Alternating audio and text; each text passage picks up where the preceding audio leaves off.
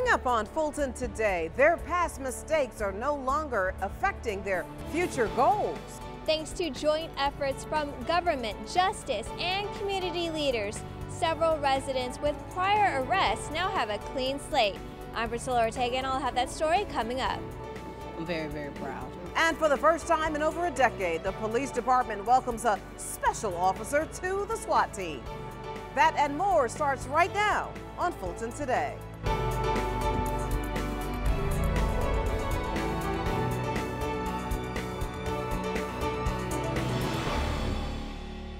Welcome to Fulton Today, everybody. Hundreds of people line up with the hope of getting their prior arrest records from restricting their futures. The recent Record Restriction Summit, organized by Fulton's chairman, justice partners, and faith leaders, has once again changed lives. FGTV's Priscilla Ortega has our story. Priscilla? Shania, this second Records Restriction Summit was even bigger than last year's event.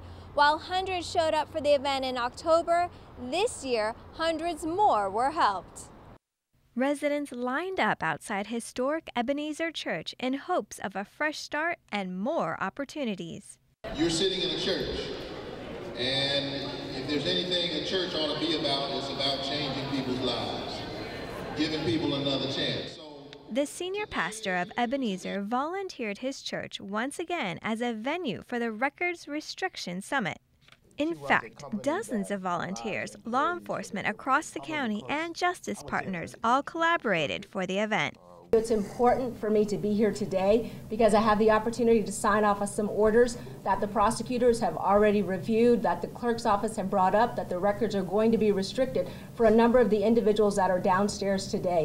Starting in February, hundreds of residents who had arrests but were not convicted went through a pre-screening session also at the Ebenezer campus. This will help me by, if they are able to do it, it will not be on my record. That's one step I can move to elevate, in a positive direction. In the months that followed, court officials examined the paperwork. Those who qualified returned to officially get their records cleared during this summit. From experience, the Solicitor General says this process will help residents move forward from their past. Years ago, I too got arrested. I feel so good to be able to say that in church and to be an example to show you how one can move after getting an expungement. Now I'm elected.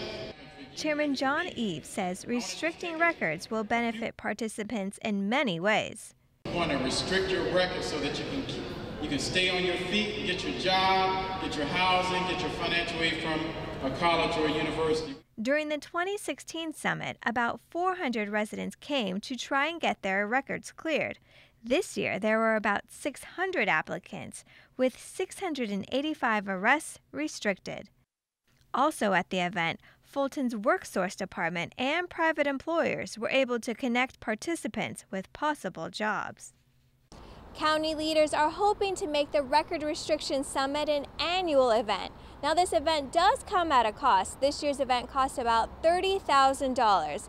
Aetna Insurance Company helped by donating $5,000. So county leaders are hoping to work with other partners to help offset the cost of future Record Restriction Summits. Reporting from downtown Atlanta, I'm Priscilla Ortega for FGTV. Thank you very much, Priscilla. Meanwhile, the county's Special Weapons and Tactics team welcomes its newest team members, and one in particular looks a little different from the squad members of the past. FGTV's Felicia Church explains. Congratulations. During a pinning ceremony at Fulton Police Headquarters, Chief Gary Stiles recognized Corporal Christina Ashby Rowland for an accomplishment not witnessed in Fulton County in quite some time. And what makes this specifically important to today is this is the first time in over a decade that any female officer has completed both the selection process and the basic training process successfully. Not only completed it, but from what I'm hearing, pretty much kicked its butt. After serving 8 years with the police force, Officer Ashby Rowland tried out for the SWAT team after being issued a challenge from Chief Stiles. I challenged Officer Ashby Rowland a couple of years ago when I put her on the crime suppression team. I challenged her to go out for the SWAT team and to become the first female SWAT member in over a decade. While she accepted that challenge, accomplishing her goal almost didn't happen. The very first time I didn't make it. I didn't shoot in. I had to run twice and I was dismissed. This second time, I didn't know what it was. They just continued the tryouts, which was extremely difficult. There was a couple times I was like, forget this is too much, but I handled it. She came out the first time and the physical fitness was there. Her ability to think was there. She was a little nervous, and that was about it. And it's a little nervous is enough to make you not pass because it's a very high stress tryout and it lasts all day. And she came back the second time with the look in her eyes from the minute she got there that she was going to successfully complete it, and she did every single phase. Both Chief Stiles and Major Yates stressed the standards to make the SWAT team were not lessened for Officer Ashby Rowland. 4 other females were part of her training class, but she was the only one who passed. Officials hope that the others will try again now that Rowland is on the squad. Reporting for FGTV, I'm Felicia Church. Thank you very much, Felicia. Meanwhile, the Sheriff's Office is recognized for its commitment to utilizing the best practices in law enforcement. For the 3rd time under Sheriff Ted Jackson's command, the office was awarded reaccreditation from the Commission on Accreditation of Law Enforcement, also known as CALEA. In a sense, it's comforting because receiving reaccreditation essentially validates everything that the Sheriff's Office has strived for over the years. During an awards presentation in Mobile, Alabama, Sheriff Jackson thanked CALEA for its support and professionalism during its extensive assessment of the agency during the 3-day period late last year. Now, in that time, CALEA assessors reviewed various policies and procedures. When CALEA comes in and evaluates our organizations, they are looking to determine if we are in essence doing what we say we are doing through our policies and procedures that have been established over many, many years. Agencies undergo assessment and reaccreditation by CALEA every 3 years, but moving forward, the Sheriff's Office will adhere to a new and different model. Going forward, the agency is going to continue to do what we've done to get to this point. However, with the new CALEA system going from 3 years to 4 years, it gives the CALEA assessor an ability to look at our files electronically periodically during the year to make sure that we are doing what we say we are doing with regard to our policies and procedures. CALEA is considered one of the most effective and successful methods for reaching administrative and operational goals.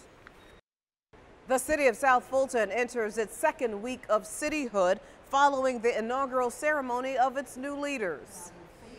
Fulton Superior Court Judge Kimberly Esmond Adams and Georgia Supreme Court Justice Robert Benham administered the oaths of the new mayor and city council members.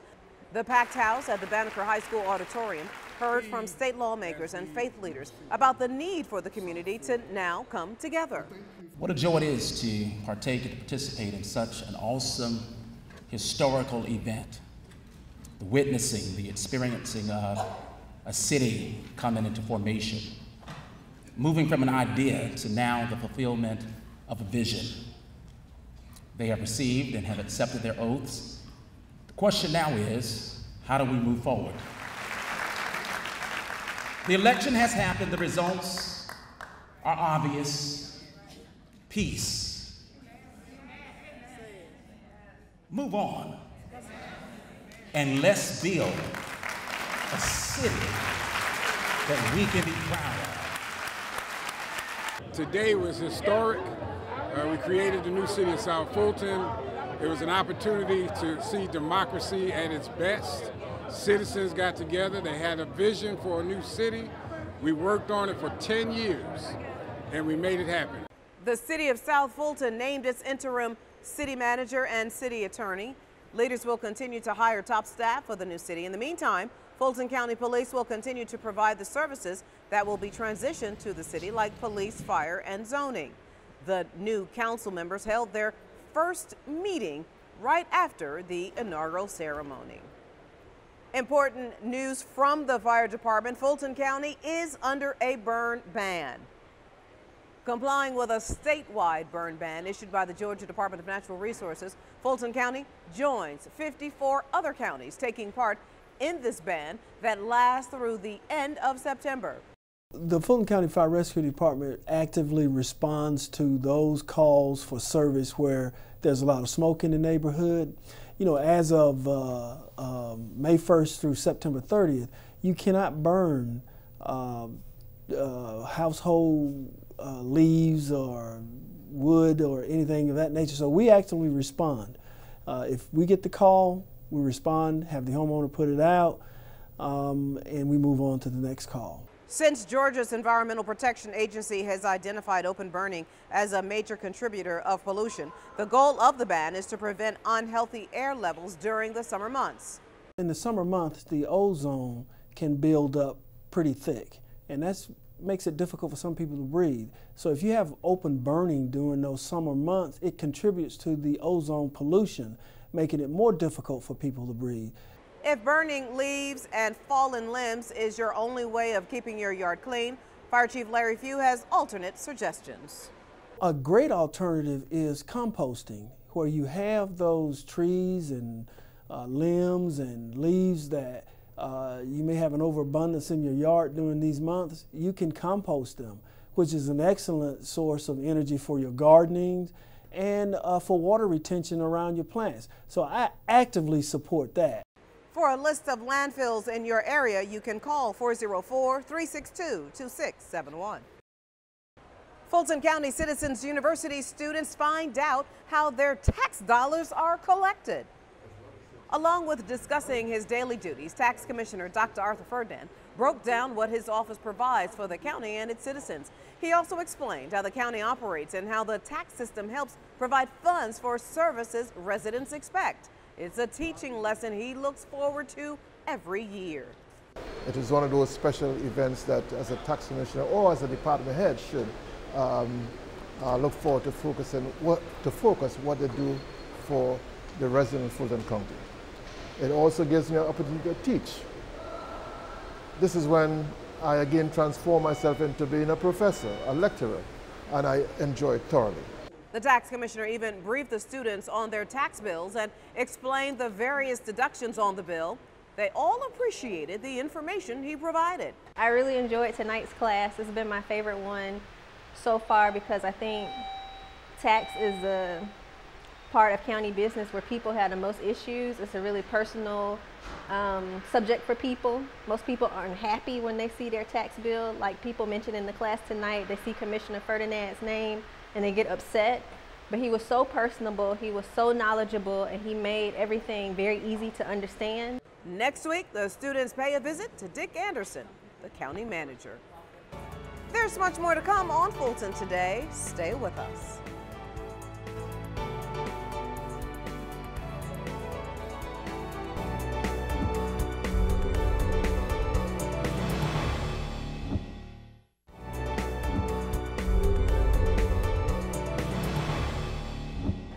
The district dialogues continue between residents and their commissioners, and it's Older Americans Month celebrations all around the county.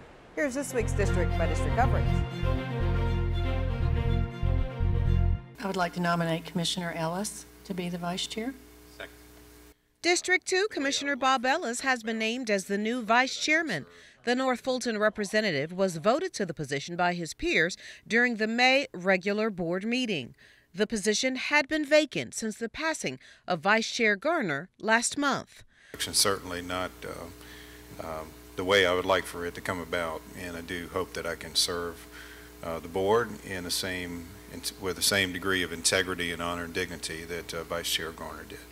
Vice Chairman Ellis has served as executive sponsor for Fulton's strategic priority, All People Trust Government is Efficient, Effective, and Fiscally Sound. He also serves on the Fulton County Water Authority Board, the Atlanta Fulton County Recreation Authority Board, and is chairman of the Fulton County Audit Committee. Meanwhile, in District 5, Commissioner Marvin Arrington Jr. hears from his constituents during his ongoing series of community meetings. The District Dialogues Forum at Welcome All Park gave citizens a chance to hear from county leaders about a myriad of issues. Chief Operating Officer Todd Long addressed the group about the City of South Fulton transition. We had a great turnout tonight of citizens that were interested in the results of the new election, interested in the transition from the county to city services. They're interested in police and crime and the stats and the slider crimes and home invasions, and they're interested in upcoming Wolf Creek Summer Concert Series. Residents also heard from police and code enforcement officials at the forum. To see the full 2017 calendar of the District Dialogue Town Hall meetings, visit the District 5 website. And finally, in District 6, the celebrations in honor of Older Americans Month have kicked off all over the county. Here in Fairburn at the New Beginnings Senior Center, the participants hosted their Dedication to Mothers program. I think it is very, very important that you acknowledge your mother in all ways, even if you don't agree with her style or agree with her opinions. I think it's very important because you know your mother always has your best interest at heart. People seem to forget about seniors. We're up in age and everybody looking at the younger people, the younger mothers, and we just want to be recognized. And I thank God for the people that think about the seniors. The event was a special Mother's Day program. The Dedication to Mothers event is one of the many special programs planned for Older Americans Month. Contact the county's Aging and Youth Office for details or just call the Star Line.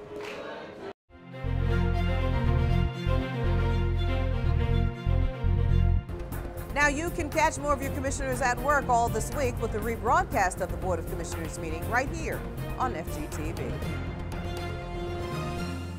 And when Fulton Today returns, we say goodbye to a building that helped keep people healthy for over 50 years.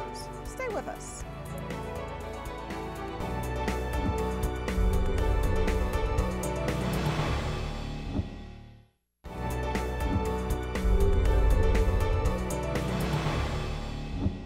After more than a year of planning and construction, the county's new health center, 10 Park Place, is now open, but that means that the main health center that residents have known for decades is closed. FGTV's Lynn Vaughn explains. Change can be good. After 56 years leaving the oldest of the county's 8 health centers to move to the newest was bittersweet for employees. As workers took a break from packing up their offices for the move, they held a farewell party at the Aldridge Health Center. I'm going to miss it because I started in 2007, and because of the amount of years I've been here, it's going to be like sentimental for us missing this place because this is where I first started at. Now they and others have the opportunity to create new memories in a completely renovated space in a close-by location. It's being called Fulton Public Health at 10 Park Place. I think it's a really exciting time, and it just marks a time of real positive change, and so I think we're all looking forward to that. The newly remodeled 44,000 square foot facility has even more space for the tuberculosis, STD, and Ryan White clinics. The director of Fulton Public Health says the facility is unprecedented in what public health clinics have to offer. I would match any private sector clinic with the beauty of that clinic. It's just the beauty and efficiency. It's just a fabulous facility. During a tour, the county's facilities project director, Dennis King, explained several of the high-tech features of 10 Park Place. This is a full laboratory. This is specialized equipment. The tops on here are the least porous material that you can buy on the commercial market. The new Fulton Public Health at 10 Park Place opened to the public on May 8th. An official grand opening celebration is planned for the afternoon of May 19th. Reporting for FGTV, I'm Lynn Vaughn. A new warning from Fulton's health leaders. This time they are advising parents about the increasing number of teenagers using electronic cigarettes. The U.S. Surgeon General says in 2015, 3 million middle and high school students used e-cigarettes. That's up from 2.46 in the previous year. Employees with the Partnerships to Improve Community Health, or the PITCH program, and Georgia State University are helping to spread the word that the e-cigarettes are not healthy. The bad news is that we don't know what it's going to lead to, whether people will get introduced to nicotine this way and then start smoking, or whether they'll just do this instead of smoking, or how it relates to other drug use. So there's a lot of unknowns. The U.S. Surgeon General says e-cigarettes are especially dangerous to young people because the devices contain nicotine, which causes addiction, and the part of the brain that's responsible for decision-making and impulse control is not fully developed during adolescence, so youth are more likely to take risks with their health. To learn more about the dangers, go to e-cigarettes.surgeongeneral.gov. And Fulton is making sure that the baby's first footsteps are on the right track. About 70 mothers and their families participated in the Women's, Infant, and Children, or WIC program's First Footsteps event. This latest WIC event was held at the Oak Hill Child, Adolescent, and Family Center. Organizers gave information about breastfeeding, mental health, sexually transmitted diseases, and nutrition education. We're a nutritional program funded through the state of Georgia, where we offer nutritional supplements for our mothers. We offer breast pumps. We offer nutrition education. We offer vouchers for nutritional foods such as milk, eggs, cheese, things of that nature, whole grains. And we also offer formula for the baby. However, we are huge supporters of breastfeeding, and we encourage breastfeeding. The WIC program has 7 offices throughout the county, as far south as College Park and in North Fulton at the Alpharetta location. Employees say there are about 12,000 WIC clients in Fulton County. The program offers food vouchers, breastfeeding counseling, and other support. To get more information, call 404-612-3942. And still to come, technology puts the library in the palm of your hand. We'll explain. Stay with us, everybody.